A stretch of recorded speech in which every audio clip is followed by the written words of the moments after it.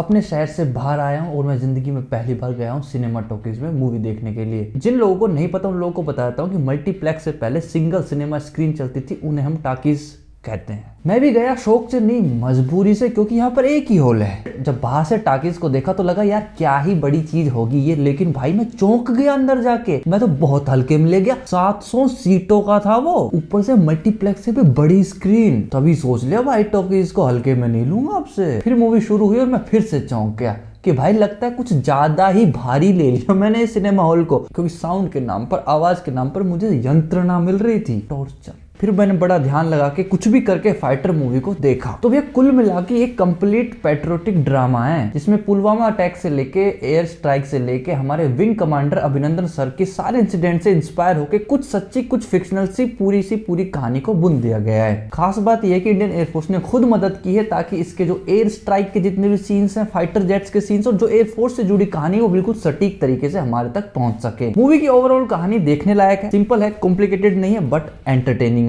पूरी की पूरी मूवी लॉजिकल भी लगती है, बस दो चीजों को छोड़ दिया जाए। अभी बताऊंगा आगे जाके कौन सी दो चीजें। जो एयरफोर्स के ऑफिसर की पर्सनैलिटी होनी चाहिए उसी हिसाब से पूरी की पूरी कास्टिंग की गई, लेकिन फिर भी मुझे ज्यादा पसंद आया विलन का रोल, क्योंकि उसकी भी कास्टिंग बिल्कुल एक नंबर की गई है लुक के मामले में। ऋषभ सोनी नाम है इस बंदे का। इस बंदे को लेके एक मीम वायरल हुआ था कि भैया इसको तुम फॉरेनर तो नहीं समझ रहे, साला दिल्ली से हूँ, समझ जाओ। मूवी की कहानी में देशभक्ति का डोज बिल्कुल परफेक्ट मात्रा में, और 26 जनवरी को ये मूवी बिल्कुल देखने लायक है, 26 जनवरी सेलिब्रेट करने के हिसाब से। एक्टिंग भी सभी की ठीक है, लेकिन जो एरियल फाइट के सीन्स रखे गए उसके जो वीएफएक्स है वो काबिले तारीफ है भाई। अभी कुछ टाइम पहले बॉलीवुड की तेजस मूवी भी आई थी कंगना रनौत की, भाई उससे तो बहुत गुना बेटर है ये, मैं सच कह रहा हूँ। वो कुछ भी नहीं है, मैं कंपेयर तक नहीं करना चाहता उससे। मैंने 2D देखी, मजबूरी में आप लोग 3D ही देखना। जो दो चीजें मुझे इस मूवी में इलॉजिकल लगी और सिनेमैटिक लिबर्टी के नाम पे कुछ ओवर लगी वो ये है कि भैया आतंकी हमले के बाद में युद्ध का सा माहौल चला हुआ है, और छोटी सी कॉम्बैट फाइट जीतने के बाद में सारे के सारे एयरफोर्स के ऑफिसर वो जाके दारू पी रहे,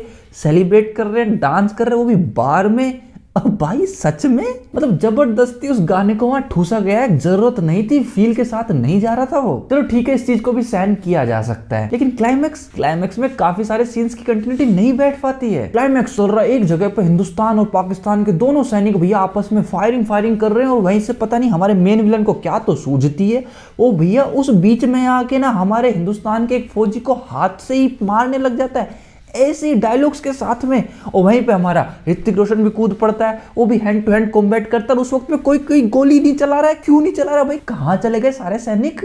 वहीं पर hand to hand combat fight के सीन के थोड़े टाइम बाद में वो सैनिक फिर से आ जाते हैं, अचानक से सब आ जाते हैं। और भाई यकीन मानो पता नहीं दीपिका पादुकोण उस क्लाइमैक्स के सीन के बीच में लंबे टाइम तक कहां थी किसी को नहीं पता, जबकि हमें पता होना चाहिए उस कहानी के हिसाब से। फिर मैंने अपने आप को बोला कि भैया ये क्लाइमैक्स के अंदर कंटिन्यूटी ढूंढना बंद करो, वरना अब तक जो मूवी का मजा आया है वो सारा किरकिरा हो जाएगा। तो मैंने उस वक्त दिमाग लगाना किया बंद, कहानी मुझे समझ में आ गई, कहानी लॉजिकल चल रही थी। और तीसरी चीज तो ये साला 2 चीज बोल के 3 गिना रहा है। कोई ना यार, सुन लो यार कि भैया एयरफोर्स के सारे ऑफिसर्स मौजूद हैं, सीनियर से लेके जूनियर, और भैया वहां पे ऋतिक रोशन और दीपिका पादुकोण फ्रेंच किस कर रहे हैं भैया सबके सामने। भैया कुछ तो एटिकेट्स रख लो यार, सेना है वो। किसने कहा कि मेरी जल रही है, मैं तो लॉजिक ढूंढ रहा हूँ सच में। बट देखो भाई लोग, ये सारी चीजों को अवॉइड करके मूवी को अच्छे से एंजॉय किया जा सकता है, और मूवी ठीक वैसी है जिसको सिनेमा हॉल में ही देखने में ज्यादा मजा आएगा, और 3D में देखोगे तो बहुत ही बढ़िया। ऋतिक रोशन के फैन हो या फिर पेट्रियोटिक मूवी पसंद है तो भैया डेफिनेटली 26 जैन के आसपास के माहौल में इस मूवी को देखना एक बहुत ही बढ़िया फैसला साबित हो सकता है। बहुत हैवी एक्सपेक्टेशंस मत लेके जाना, बट फिर भी अबव देन एवरेज लेवल का एंटरटेनमेंट आपको मिलने वाला है। मेरी तरफ से इस मूवी को रेटिंग्स में देना चाहूं तो मैं रेटिंग्स दूंगा 4.1 आउट ऑफ 5। यदि हमारी बातचीत पसंद आए डेफिनेटली आप लाइक कर सकते हो, कमेंट करके एन के टिप्पणी अपनी टिप्पणी छोड़ सकते हो, और आगे की बातचीत में हमसे जुड़ने के लिए सब्सक्राइब कर लो। आगे भी बातचीत जारी रहेगी। बोलो जय हिंद,